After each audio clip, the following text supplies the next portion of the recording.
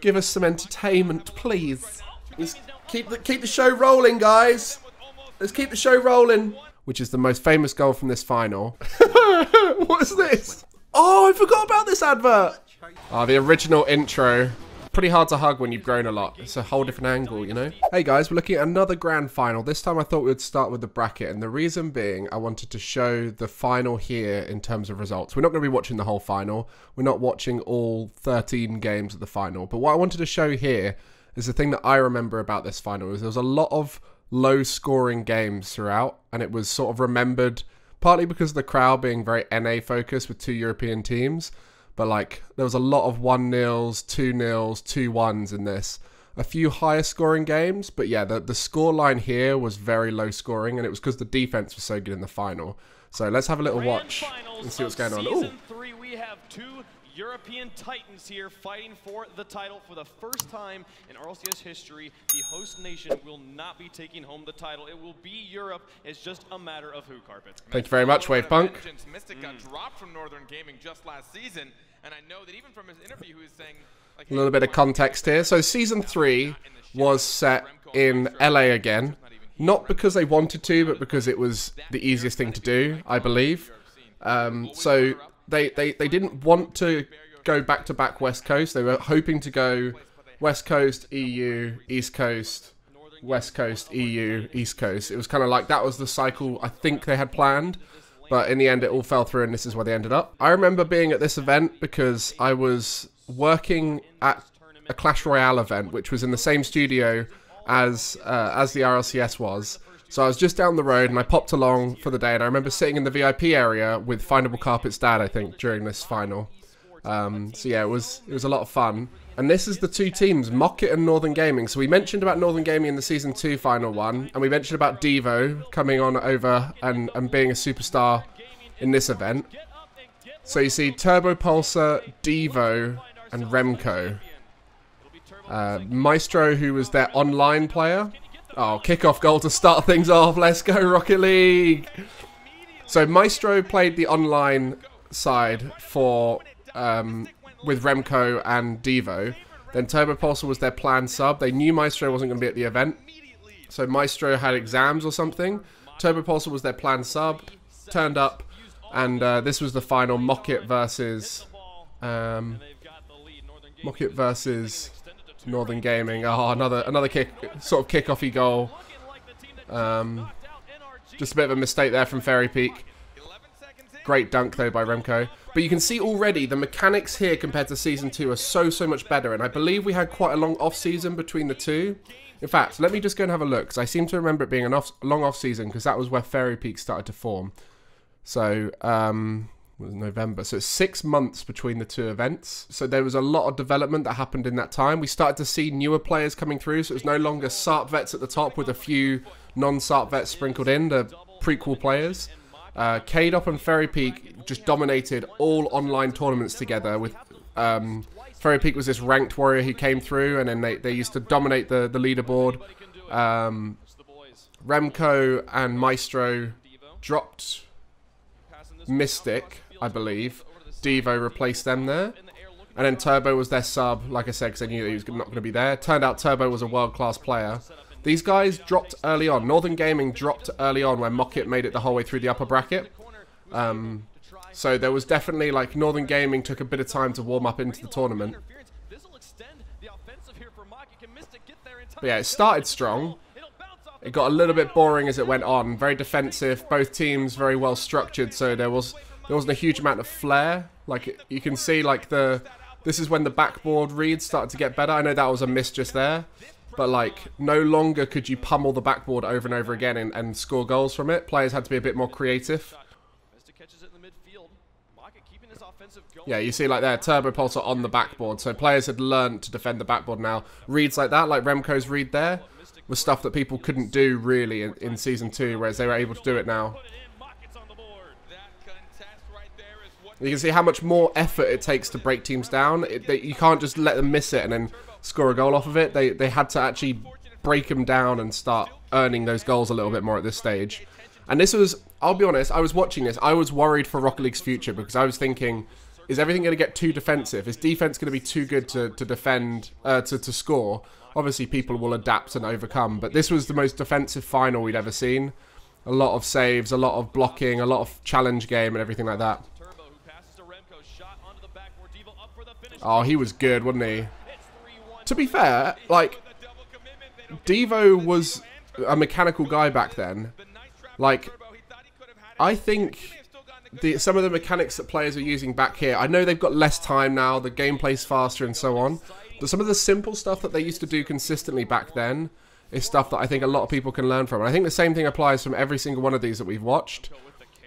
The only problem now is everyone's so much more panicked because they have less time to do anything. So they play more panicked, they play more rushed. But like, just taking your time these days will often earn you goals. But again, it's easy to say that because the speed of play is increasing much. People are forced to grind down a lot more. But I do feel like there's something to be said for people to panic a little bit less. But anyway, what we're going to do is we're going to watch the first game and kind of get a gist of the level of gameplay. This is a terrible game to show because, like I said, the majority of the final was low-scoring games. This is the only one where a team scored more than 3 goals on one side. So, like, this doesn't represent the series at all. This is nervy from Mocket to start things off. But yeah, this was a long old series, and what we'll do is we'll skip through to all the peaks in the YouTube video here. You can see all the way along here, there's loads of peaks. So we'll get to see all the big moments, and then we'll watch the end and see if we can pause the crowd and see if there's anyone in the crowd we recognise. And the other thing that's interesting about this event was I reckon this was the first event where we started to see future pros attend. Because the first event, there was quite a lot of adults there. It was quite a small event. There was a lot of SARP vets, a lot of people who are a little bit older because the scene at that time was quite new. And people could only really travel if they were older. Season 2, we started to see a little bit of that. You know, we had some of the teams that didn't make it at the event and so on. And then Season 3 was the first event in North America where people were like, I need to attend this. I need to attend this. So I'll be interested to see if we can pause it and find any pros. I believe Tadpole was at this event. I found out since he's now manager at Williams Resolve, but he made Season 7 Worlds. So having players like him who attended Worlds and then became pros off the back of that hype and everything. And for those of you who know my recent history, I've been a coaching consultant for Knights, where they've got a player called Cheese, who's the first ever Switch player to make a top 8 in Rocket League, and he went to the Worlds that just happened and got a lot of inspiration from attending that and meeting all the pros and, you know, seeing it in person, you know. So I definitely think we'll start seeing some future pros in the crowds from this point on. I mean, this gameplay is pretty boring. Let's skip ahead now. Let's start skipping ahead. Nice. No, there's just no goal. Well, I guess this peak has been peaked by other people clicking on the peak. Okay, let's skip ahead to this peak. Oh! Oh! Oh! Oh! That was a little shallow peak. Right, let's go to this next peak. Come on, these peaks are bigger. Fingers crossed we have some good moments here. No? There we go. That's the... I think the fact that we're not seeing any goals at these peaks summarizes this final perfectly. It was rather dull. The crowd didn't care that much because it was an EU final. The players were playing solid, but no one was really going crazy. Come on, someone score. Give us some entertainment, please. Come on! Come on! No! What? Hey! See, the saves were the excitement. Like, it was the defense. What a save. What a save. Yeah, people can actually fly off the wall this time. Nice. Lovely Deevo. Minute and 30 of overtime right now. Feels longer than that from how fast the shots have No, Wave Punk, it doesn't feel longer than that because of how many of the shots are coming out. It feels longer than that because this was the longest.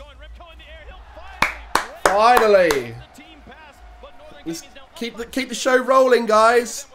Let's keep the show rolling. Let's keep the flow going. There's the boy K'd up when he was still a little skinny boy. Let's see if we can spot anyone in the crowd. And if you guys at home have spotted anyone in this crowd, let me know. I was up in this area at the back here in the darkness. Oh, there's Dig Dog. Just realized this is Dig Dog. I saw the Jamaican flag. This is Dig Diggy Dog. Next peak. Oh, genius. Boom. Boom. Oh, that is cheeky, Fairy. That is very cheeky. I think I need to go earlier in these peaks. Okay, so we've been let down by the peaks today. I think they must be misaligned with the actual content. Maybe something got edited out. I don't know. But through the highlights at the end, we managed to find the Deevo goal, which is the most famous goal from this final. So here we go. This is the one. They're not really sure who's going to go for the clears. Deevo looks for the pressure. Open net. Can he double tap this in? Oh my goodness. The Oceania region named that move after this player, and look at him perform here on the world stage. That was outrageous. To be fair, at the time, that was outrageous. Deevo was known for being the double tap merchant, and so the Oceania region called it a Deevo whenever someone double tapped. Not because of that goal, but because of just generally they saw him do it all the time. So that was a pretty special goal in this final. But they instantly equalised. So we saw that in the highlight package here. Let's have a little look at the desk. There he is, the boy Shogun. Brisk. I forgot about Brisk. This is where Yummy did the Brisk drink, wasn't it? Let's see what the break's like. Many great things. What is this? Oh, so they gave out Old Spice at the event to everyone. Like, everyone had Old Spice in their little goodie bag, so the event reeked of Old Spice.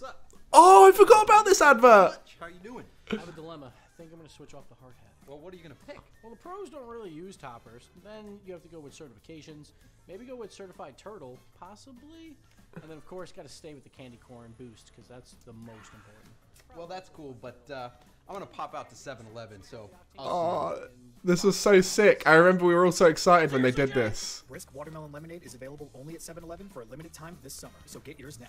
That was good advertising. Brisk did well with Rocket League, the way they advertised. Transformers? There we go.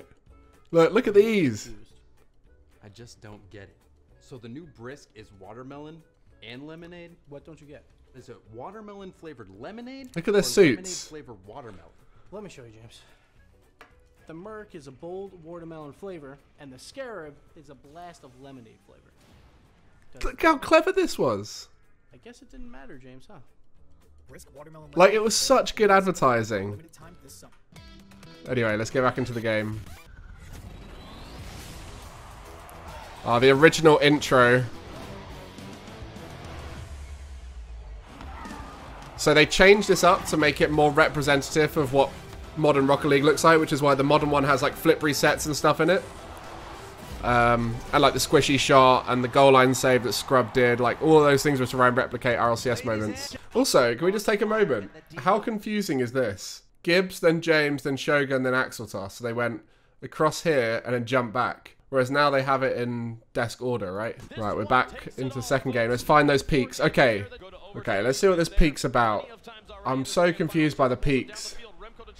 Ooh, almost. These peaks have not been shown the best moments. Nice bump by Deevo. 50 by Remco. Oh, that's a good way to win a game, to be fair. Respect. There was 2 goals in that period, but they weren't particularly special. So, this is the winning moment, right? So Northern Gaming hold out for the 1-0. What a game to finish it off. A little 1-0 stonker.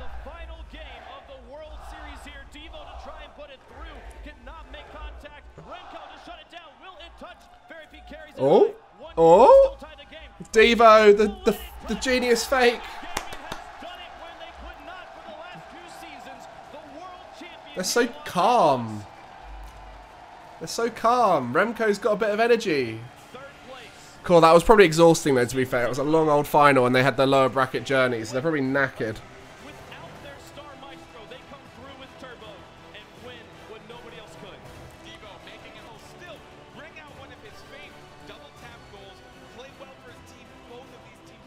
Hey, ex-teammates. This is a good thing about Rocket League. Lots of love for ex-teammates. Everyone loved Mystic at this point. I remember meeting him at Season 2 out in the corridor. He was the nicest guy. Deevo just getting used to being that tall to hug. It's pretty hard to hug when you've grown a lot. It's a whole different angle, you know? Anyway, winners. How's trophy lift? It's a straight one! We got a straight trophy lift. A delayed confetti. So we keep the bit rate for the lift. Look at that bit rate go down. Full inspiration mode.